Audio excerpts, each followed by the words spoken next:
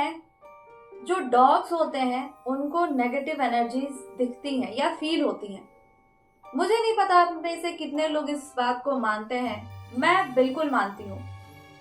ये भी कहा जाता है, मैंने बहुत लोगों से सुना भी है कि जिस घर में कुत्ते होते हैं उस घर में परेशानियां थोड़ी कम होती हैं, या फिर ऐसा आप कह सकते हैं कि जो कुत्ते होते हैं वो उस घर पे आ रही मुसीबतों को अपने ऊपर लेना जानते हैं। नमस्कार, मैं हूं संजना। ये मेरी पहली YouTube स्टोरी है और मेरे चैनल का नाम है थ्रिलिंग स्टोरीज। तो मैं आपसे उम्मीद करती हूँ कि आप मेरे चैनल को सब्सक्राइब करेंगे, अपना सपोर्ट देंगे और इस चैनल को ज़्यादा से ज़्यादा शेयर करेंगे। और हाँ, अगर आपको ये स्टोरी पसंद आती है तो स्टोरी को लाइक करना मत भूलिएगा और नीचे कमेंट सेक्शन में अपने वैल्यूबल कमेंट्स भी डालना मत भूलिएगा। इस चैनल पे आपको हर तरीके की ऑलमोस्ट स्टोरीज देखने को मिलेंगी, लेकिन मैं यही कोशिश करूंगी कि ज़्यादा से ज़्यादा आपके सामने मैं रियल स्टोरीज ही लाऊं। जैसे आज की स्टोरी भी एक रियल घटना पे बेस्ड है और इस चैनल पे आपको कुछ क्राइम स्टोरीज भी देखने को मिलेंगी। ये स्टोरी मेरी ही अपनी एक बहुत क्लोज फ्रेंड की है, बट क्योंकि हम दोनों हमारे भी कुछ म्यूचुअल फ्रेंड्स हैं, तो उसने बोला कि ना संजना, तुम मेरा रियल आइडेंटिटी या मेरे फैमिली मेंबर की कोई भी रियल आइडेंटिटी इसमें यूज मत करना, क्या पता बाद में लोग परेशान करने लगे, इन द सेंस की मजाक उड़ाने लगे। मैं ये नहीं चाहती। तो मैंने इस स्टोरी के अंदर जितने भी कैरेक्टर्स हैं उनके नाम चेंज कर दिए हैं। बेसिकली स्टोरी में बहुत सारे कैरेक्टर्स हैं, बट कुछ 4 से 5 मेन नाम हैं। जैसे मेरी फ्रेंड आयशा, आयशा का बड़ा भाई राहुल, मम्मी पापा, आयशा के 2 बड़े पापा के बेटे सोनू मोनू, आयशा का डॉग शेरू, और हाँ, जो सबसे मेन कैरेक्टर है वो है सुरेश। तो चलिए बिना किसी देरी के हम आगे बढ़ते हैं स्टोरी के साथ। आयशा, ये बात 2017 की है। आयशा के स्कूल में समर वेकेशंस की छुट्टियां चल रही थी और साथ ही साथ उसके भाई के स्कूल कॉलेज में भी छुट्टियां चल रही थी और इन दोनों ने कभी आज तक अपना गांव नहीं देखा था। अब तक ये अपने पढ़ाई में ही बिजी रहे और हाँ, आयशा के मम्मी पापा गांव आते जाते रहते थे। इतने फ्रीक्वेंटली तो नहीं जाते थे, लेकिन हाँ, कभी किसी की शादी हो गई या कोई भी ऐसे खास ओकेजन में जाते थे, 2 साल 2.5 साल बाद, ऐसे इस टाइम फ्रेम के बीच जाते थे। अब आयशा ने अपने पापा से बोला कि पापा, इस समर वेकेशन हम अपने गांव चलते हैं, क्योंकि मैंने और मेरे भैया ने, राहुल भैया ने आज तक हम अपने गांव को देखा नहीं है। अब ये सुन के आयशा के मम्मी पापा बहुत खुश हो गए कि फाइनली इनको जाके मन हुआ है अपना गांव घूमने का। इससे पहले तो गांव जाने का नाम नहीं लेते थे। तो सबने प्लान बनाया कि हम गांव चलते हैं। आयशा का जो गांव था, बेसिकली वो आयशा के दादा दादी का घर था। वो बिहार के एक बहुत छोटे से गांव जमीरा में था। शायद बहुत आप में से बहुत से लोग जानते होंगे, बहुत लोग नहीं जानते होंगे। उनका जाना होता है उनके गांव पे। आप में से बहुत लोग जानते होंगे जिनका घर गांव में है या जिनका आना जाना होता है, कि बहुत सारी ऐसे गांव आज भी हैं जो उस तरीके से डेवलप नहीं हुई हैं। मान के चलिए कि जमीरा भी उनमें से ही एक था। रात होने के बाद गांव में रोशनी सिर्फ उतनी दूर रह जाती थी जितने दूर किसी का घर हो। यानी जैसे ही आप रात में घर को क्रॉस करते हैं तो उसके बाद सिर्फ खेत और सुनसान अंधेरा। आयशा का गांव भी कुछ इसी तरीके से था। गांव आए हुए इनको 2 दिन हो गए थे। इन 2 दिनों में आयशा या आयशा का भाई अब तक कहीं घूमने नहीं गए थे। होता है ना कि हाँ, खेत और कई जगह होते हैं गांव में भी घूमने के लिए, ये कहीं नहीं गए थे। इस पर आयशा ने अपने पापा से बोला कि पापा 2 दिन मैं घर पे रह के बहुत बोर हो गई हूँ, और वैसे भी हम छुट्टियां मनाने आए हैं तो मुझे कहीं घूमने जाना है, तो मैं राहुल भैया के साथ अपने खेत चली जाऊं। इस पर आयशा के पापा हंसने लगे। वो कहते हैं, अच्छा है, ये तो बहुत अच्छी बात है कि तुम लोग घूमने जाना चाहते हो अपने खेत, लेकिन ये तो बताओ कि तुम अपना खेत पहचानोगे कैसे? तुमने आज तक तो अपना खेत देखा नहीं है, और तस्वीरों से कितना ही मालूम पड़ता होगा। एक काम करो, तुम सोनू मोनू को अपने साथ ले चलो। मैंने आपको पहले ही बताया, सोनू मोनू आयशा के बड़े पापा के बेटे थे। उन्होंने आवाज लगाई, सोनू, आयशा और राहुल को जरा अपने खेत घुमा ला। सोनू मोनू आते हैं और कहते हैं, जी अंकल, हम जरूर इनको खेत घुमा के लाएंगे। वो चारों जाने लगे।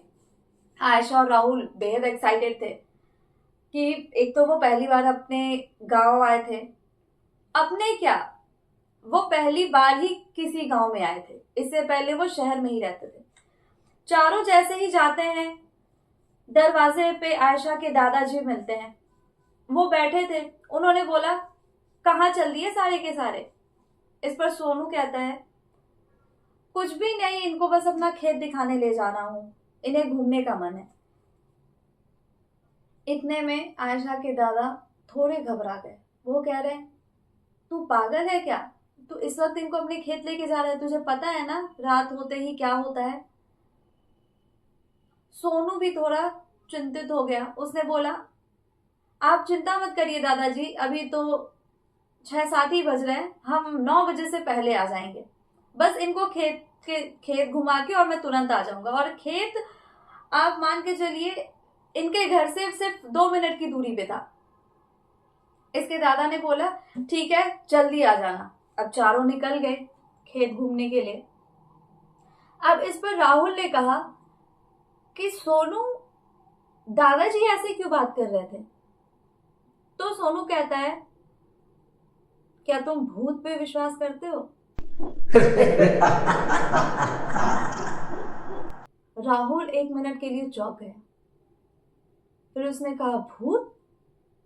ये कह के आयशा और राहुल ठहाके लगा के हंसने लगे। सोनू और मोनू एक दूसरे को देखते रहे। फिर उन्होंने सोचा कि ये तो शहर में रहते थे, इनको क्या ही पता होगा, शायद शहरों में ऐसी चीजें ना होती हो। लेकिन मैं आपको बता दूं कि जो भूत प्रेत होते हैं ना, या जो लोग भूत प्रेत को मानते हैं, वो गांव शहर दिन रात नहीं देखते। बहुत लोग कहते हैं ना कि रात में ही भूत दिखाई देता है, या उनका जो असर होता है, या डर। ऐसी कोई बात नहीं है। जिसके ऊपर बीतती है ना, आप उनसे जाके पूछ सकते हैं। दिन में भी लोगों ने ये फील किया है। खैर, हम आगे बढ़ते हैं अपनी कहानी की तरफ। रास्ते में जाते जाते आयशा को एक खेत दिखा। खेत ऐसे तो पूरा बंजर था, पूरा खाली खेत, लेकिन उस बंजर खेत के बीच में एक बहुत बड़ा पेड़ था। अब रात के अंधेरे में तो दिखाई नहीं दिया कि ये किस चीज का पेड़ है। उसने ऐसे ही मोनू से पूछ लिया कि मोनू भैया, किस चीज का पेड़ है और ये खेत इतना अजीब क्यों है? मतलब अक्सर खेतों में हरियाली होती है, गांव में तो और भी ज्यादा आप देखते हैं कि खेत हरे भरे होते हैं, लेकिन ये खेत ऐसा क्यों है? इस बार मोनू ने सोनू की तरफ देखा और थोड़ी ऊंचे आवाज में आयशा को बोला, तुम अपना खेत देखने आई हो, अपना खेत देखो, इधर उधर ध्यान देने की जरूरत नहीं है। आयशा उस खेत की तरफ दोबारा देखने लगी। फिर इग्नोर करके वो सारे अपने खेत पे गए और घूमने लगे। आधे घंटे के बाद सारे अपने घर आते हैं, क्योंकि पहली बार ये लोग गांव आए थे। तो रात के खाने के टेबल पे हंसी मजाक हुई, ढेर सारी बातें हुई। सोते सोते, यूजुअली तो गांव में 9 से 10 बजे तक लोग सो जाते हैं, लेकिन आज इनको सोते सोते 12-1 बज गए। 12-1 बजे सारे लोग अपने अपने कमरे में गए। अब आयशा उसी खेत के बारे में सोच रही थी। सोचते सोचते उसने सोचा कि मैं एक काम करूंगी, मैं कल दोपहर इस खेत में जाऊंगी और किसी को नहीं बताऊंगी। अब उसने अगले दिन ऐसा ही किया। वो दोपहर होते ही उसी खेत की तरफ जाने लगी।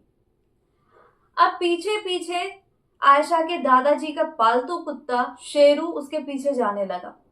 अब दोनों उस खेत की तरफ पहुंचे। उस खेत के बीचों बीच जैसे ही आयशा पहुंचती है, देखती है शेरू थोड़ी दूर पे ही खड़ा है, मानो वो उसको कुछ कहना चाह रहा हो या रोकना चाह रहा हो और खुद भी डरा हो, लेकिन वो कह नहीं पा रहा। वो थोड़ी दूर पे ही खड़ा है और आयशा को देख रहा है। अब यूं तो जैसा मैंने आपको बताया, ये गर्मियों की छुट्टी में आए थे और गर्मियों में और दोपहर के वक्त गांव में तो लू चलती है, हवाएं चलती हैं, गर्म हवाएं चलती हैं, बहुत गर्म गर्म माहौल होता है बेसिकली दोपहर के टाइम में। लेकिन जैसे ही आयशा उस पेड़ के करीब जाती है, मानो वो किसी एसी वाले कमरे में चली गई हो, या यूं कहें कि दिसंबर जनवरी का महीना हो, इतनी ठंड। अब आयशा देखती है कि वो पेड़ आम से भरा पड़ा है, यानी कि उस पेड़ पे ढेरों आम थे। ऐसा लग रहा हो कि कितने टाइम से इस पेड़ से किसी ने आम नहीं तोड़े, हर जगह आम। अब उसने अगल बगल देखा कि कहीं कोई देख तो नहीं रहा, या ये किसका पेड़ है, मैं किसी से पूछ लूं, क्योंकि आयशा को आम बेहद पसंद था। बचपन से वो सिर्फ एक ही फ्रूट खाती थी, मैंगो। उसको मैंगो बहुत पसंद था। अब उसको लालच आ गया कि एक तो मैं पहली बार गांव में आई हूं और ऊपर से मुझे आते ही एक इतना बड़ा आम का पेड़ मिला जिसपे इतने सारे आम लगे हैं। तो उसने सोचा कि मैं कुछ आम तोड़ लेती हूँ, अगर पके हुए आम हुए तो बहुत अच्छी बात है, अगर कच्चे भी हुए तो इन्हें चटनी बना के खा लूंगी। अब वो अगल बगल देखने लगी कि कहीं कोई देख तो नहीं रहा, या जिसका ये पेड़ है वो गुस्सा ना करे, लेकिन दूर दूर तक उसको कोई नहीं मिला।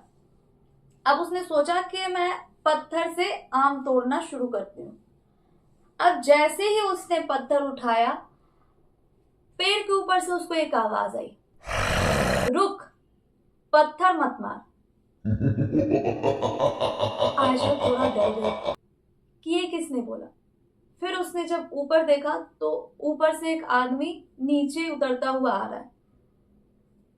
यूं तो उस आदमी की उम्र 50 से 55 साल के बीच में होगी, और उसने कुछ सफेद लिबासी पहन रखा था।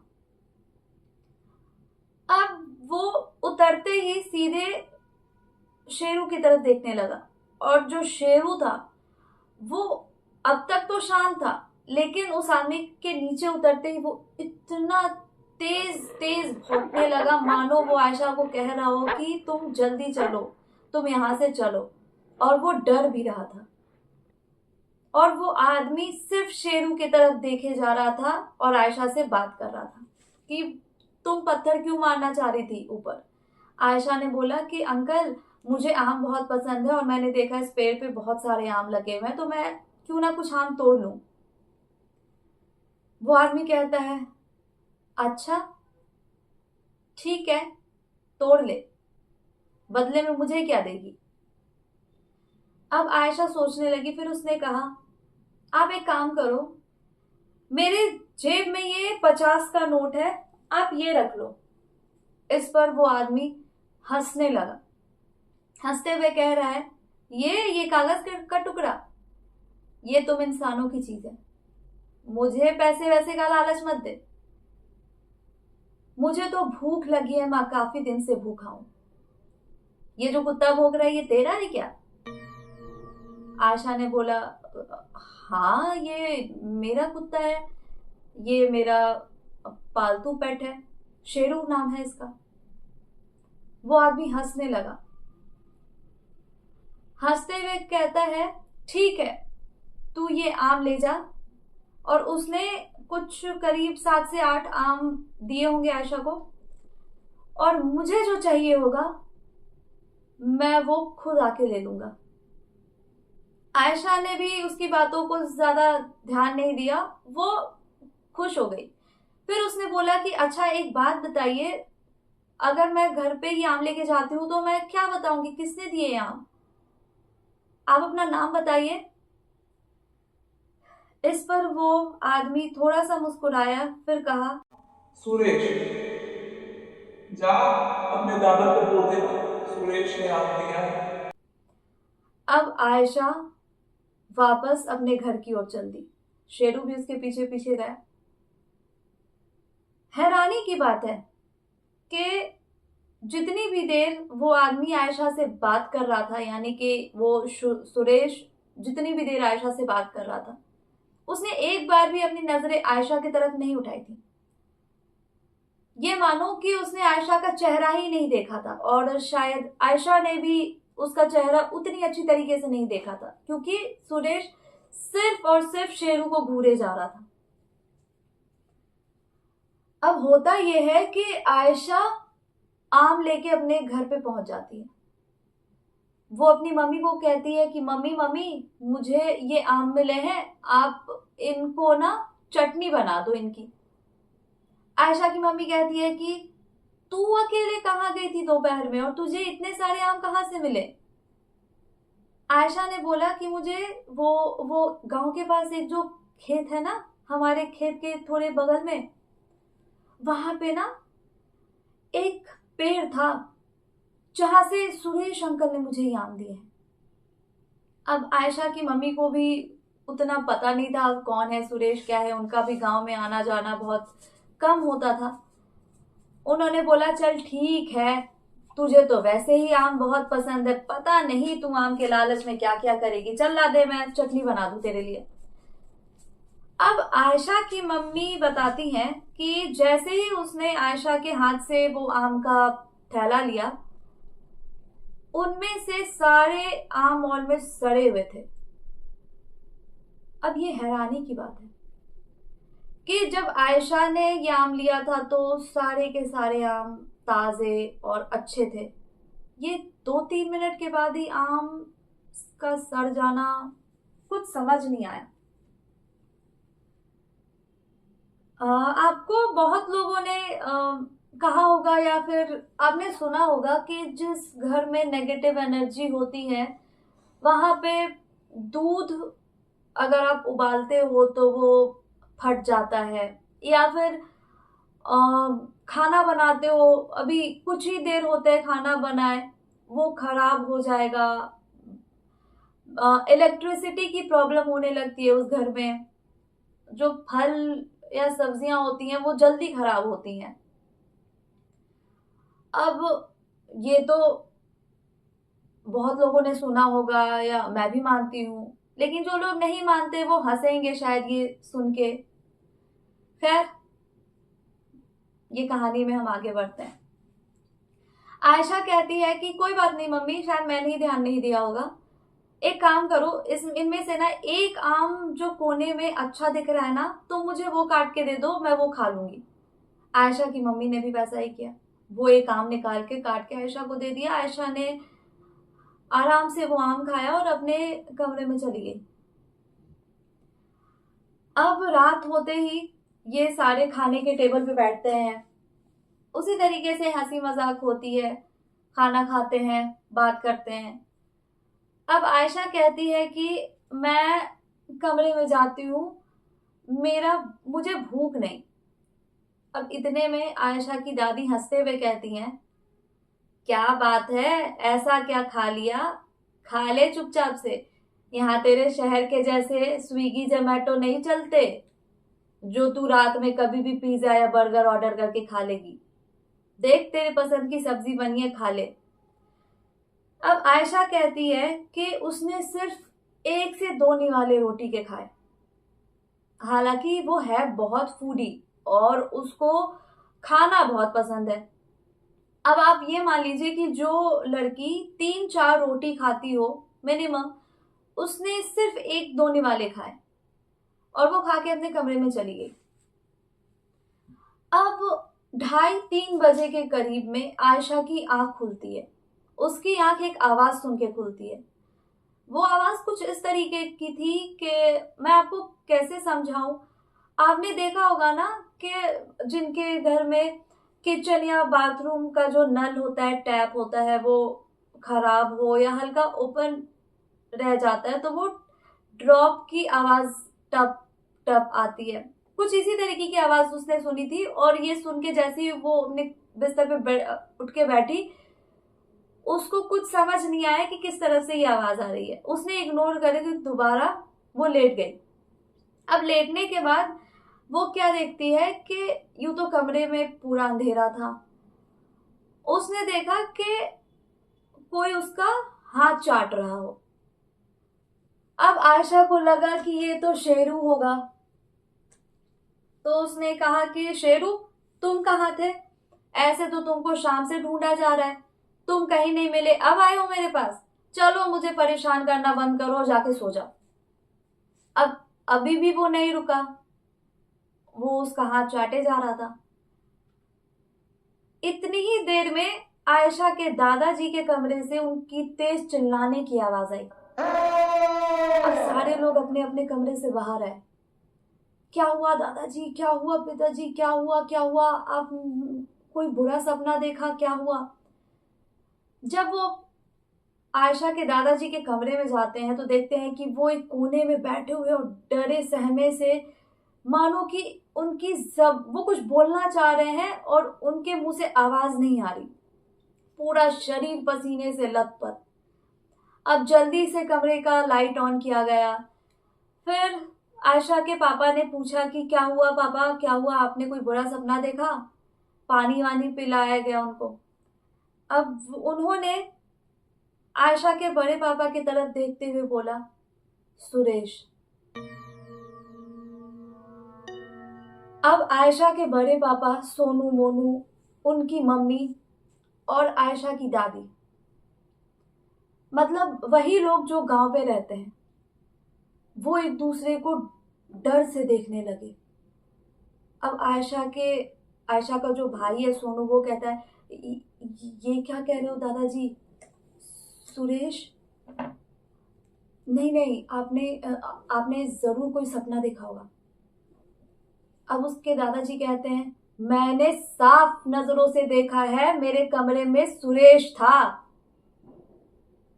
इतने में आयशा कहती है, अरे सुरेश अंकल कहाँ है? सुरेश अंकल। वो बहुत ज्यादा एक्साइटेड थी, उन्होंने ही तो मुझे आम दिए थे, कहाँ है वो? अब सारे लोग आयशा की तरफ देखने लगे। तभी आयशा की मम्मी कहती है, हाँ ये दोपहर को ना आम लेके आई थी और इसने कुछ आम दिए थे और इसने बोला कि किसी सुरेश अंकल ने दिए हैं, और जब मैंने आम देखे वो सारे आम सड़े हुए थे, तो मैंने किचन के डस्टबिन में डाल दिया। अब जब सारे लोग डस्टबिन चेक करते हैं तो डस्टबिन में कुछ भी नहीं है। कहाँ गया वो आम? अब सब एक दूसरे से पूछते हैं, किसी ने उस डस्टबिन को हाथ भी नहीं लगाया था दोपहर के बाद। तभी सब पूछते हैं कि तू सुरेश को कैसे जानती है, तू कहाँ मिली उसे? तभी आयशा ने बताया कि मैं और शेरू हम दोपहर गए थे अपने खेत के तरफ, तभी मैंने देखा कि वो आम का पेड़ था, और आप लोगों को तो पता ही है कि मुझे आम बेहद पसंद है, तो मैं आम तोड़ने चली गई। इस पर मुझे आम के पेड़ के ऊपर ना सुरेश अंकल बैठे थे, वो नीचे आए, उन्होंने मुझे आम दिया। और हाँ, उन्होंने ये भी बोला है कि अगर तुझे आम अच्छी लगेगी तो तू कल फिर आना लेने। और उन्होंने बोला था कि वो भी हमारे घर आएंगे कुछ सामान लेने के लिए। अब सब डर के मारे, सबकी हालत खराब कि ये क्या कह रही है, ये क्या करके आई है। अब इतने में आयशा की दादी आयशा के पापा को बोलती है, एक काम करो, अब यहाँ रहना तुम लोगों के लिए अच्छा नहीं है, तुम शहर के लोग हो, मुझे नहीं पता तुम भूत प्रेत में कितना विश्वास रखते हो, तुम लोग कल रात के ट्रेन से ही यहाँ से जल्दी चले जाओ। अब इतने में आयशा की मम्मी की नजर आयशा के हाथों पे पड़ती है। ये उसी हाथ के बारे में मैं बात कर रही हूँ जिस हाथ को थोड़ी देर पहले आयशा ने कहा था कि मेरा हाथ शेरू चाट रहा था। जब आयशा की मम्मी ने आयशा के हाथों को देखा तो उसके हाथ पे मानो ऐसे खरोच के निशान थे, इतने सारे रैशेस थे कि किसी ने नाखून से तेजी तेजी से हाथों को खरोचा हो। और जैसे ही आयशा की मम्मी ने उसका हाथ पकड़ा, आयशा का शरीर मानो 103 104 बुखार था, बदन तप रहा था उसका। और आयशा को, हैरानी की बात है, आयशा को कोई ऐसी फीलिंग नहीं आ रही थी कि उसके शरीर में कोई प्रॉब्लम है या बुखार है या कुछ भी है। लेकिन हाँ, वो ये जरूर सोचने लगी कि ये निशान कैसा है। इस पर आयशा के दादा कहते हैं कि निशान दे गया वो। आयशा की दादी, तुम एक काम करो, आयशा की मम्मी, तुम और आयशा आज तीनों, जो हमारा पूजा वाला कमरा है, तुम तीनों इसमें सो जाओ और सुबह 6 बजते ही आयशा को लेके गांव के मंदिर चले जाना। अब उस वक्त तो सारे लोग इतने डरे हुए थे तो किसी ने ज्यादा किसी से बात की नहीं। हाँ, सोनू के दिमाग में ये जरूर चल रहा था कि शाम से शेरू गायब है, आखिर वो है कहाँ। उसने सारे कमरों में चेक किया, शेरू कहीं दिखा नहीं, छत पे भी नहीं है, अंदर से मेन डोर भी लॉक है, तो शेरू जा कहाँ सकता है। शेरू कहीं नहीं मिला तो उसने सोचा कि शायद घर के बाहर होगा। कभी कभी होता है ना, अड़ोस पड़ोस में चला जाता था वो, तो उसको लगा कि शायद वही होगा। तो वो सारे लोग सो गए। हालांकि आयशा की दादी और आयशा ये दोनों रात भर जागते रहे। और आयशा की मम्मी जैसा बताती हैं कि आयशा ऐसा बिहेव कर रही थी कि मानो कुछ हुआ ही ना हो घर में। इवन वो मुस्कुरा रही थी, पता नहीं, लेकिन उसकी हंसी में मुझे थोड़ी अजीब सी फील हो रही थी। और बार बार ये जिद कर रही थी कि मम्मी, आम जो आपने खिलाए थे ना वो बहुत अच्छे थे, मैं कल फिर जाऊंगी लेने, मुझे मुझे आम खाने हैं, मैं कल फिर आम खाने जाऊंगी। वो अब ये मानो कि वो बहुत लड़खड़ा रही थी, वो अच्छे से बोल नहीं पा रही थी। और एक होता है ना कि एक अजीब सी खुशी उसकी आंखों में दिख रही थी और अजीब सी बेचैनी भी। उसकी मम्मी को कुछ समझ नहीं आया। उसने आयशा की दादी से बोला कि आप सुबह, जैसे पापा ने बोला है ना, आप इसको ले जाइएगा गांव के मंदिर में, मुझे कुछ ठीक नहीं लग रहा और मुझे बहुत डर लग रहा है। तो आयशा की दादी ने बोला ठीक है, तू चिंता मत कर, मैं जगी हूँ, तुम सो जाओ और मैं आयशा को लेके गांव के मंदिर में चली जाऊंगी। अब ऐसा ही हुआ। आयशा की दादी आयशा को लेके गांव के मंदिर में गई। लौटते वक्त वो क्या देखती हैं कि उसी खेत में आम के पेड़ के पास बहुत सारे लोग इकट्ठा थे, जिनमें आयशा के दादा, इसके बड़े पापा, सोनू मोनू, ये सारे लोग थे। अब आयशा की दादी, उस वक्त तो उन्होंने कुछ नहीं कहा। आयशा ने भी पूछा लेकिन उन्होंने कुछ बताया नहीं। वो सारे लोग जल्दी से घर आ गए। जैसे ही सारे लोग घर आते हैं, वैसे ही आयशा की दादी आयशा के पापा से बोलती है कि देखा क्या हुआ, वो ले गया हमारे शेरू को। आयशा के दादा बताते हैं कि जैसे ही वो खेत पे पहुंचे, शेरू की बॉडी पड़ी थी और मानो उसके बॉडी को किसी जानवर ने ना नोच दिया हो। इस तरीके से बहुत बुरी सिचुएशन में शेरू की बॉडी उस पेड़ के पास मिली। आयशा की दादी ने कहा वो ले गया हमारे शेरू को, तू एक काम कर, तू आयशा को और अपने पूरे परिवार के साथ आज ही अपने घर दिल्ली वापस चला जा और बीच में बनारस जरूर जाना और वहां महाकालेश्वर का दर्शन जरूर करना। उसकी नजर लग चुकी है बिटिया पे। अब आयशा के पापा ने जब उनसे पूछा कि ये कौन है, क्या बात है, तुम लोग इतना घुमा फिरा क्यों रहे हो, मम्मी मुझे डर लग रहा है, बताओ आखिर क्या बात है। अब आयशा की दादी बताती हैं कि 5 साल पहले गांव में एक सुरेश नाम का आदमी रहता था। वो बहुत शराबी था और शराब के साथ साथ जितने भी बुरे आदतें होती हैं वो सब उसमें थी। अपने बीवी को मारना पीटना, अपने माँ बाप को मारना पीटना, यही करता था, कोई काम नहीं करता था। इसी चक्कर में सुरेश के माँ बाप कब का उसको छोड़ के सुरेश के भाई के पास दूसरे शहर चले गए और इसकी बीवी भी इसको छोड़ के अपने मायके रहने लगी। उसके बाद सुरेश गांव भर में घूम घूम के खाना मांगता था, जैसे तैसे अपना गुजारा करता था। 2-4 पैसे भी इधर उधर से जो मिल जाते थे उनसे वो शराबी पी लेता था, कुछ काम नहीं करता था। अचानक क्या हुआ कि एक दिन सुबह सुबह गांव के कुछ लोगों ने उसकी लाश उसी आम के पेड़ पे टंगी हुई देखी, यानी कि सुरेश ने फांसी लगा ली थी। अब उसके बाद ये कहा जाता है, या फिर यहाँ के जो गांव के लोग हैं उन्होंने ये महसूस करना शुरू किया कि उस दिन के बाद से ही गांव से कुछ लोग ऐसे ही गायब हो रहे हैं। ज्यादातर बच्चे गायब हो रहे हैं, या तो वो आज तक मिले नहीं, और कुछ ऐसे हैं कि जिनकी लाश ऐसे ही सुबह सुबह उस आम के पेड़ के पास मिलती थी, मानो ऐसा लगता था कि किसी जानवर ने नोच खाया हो। अब पहले पहले तो सबको ऐसा लगा कि चलो ठीक है, कोई जानवर होगा, लेकिन जानवर दिखना तो चाहिए।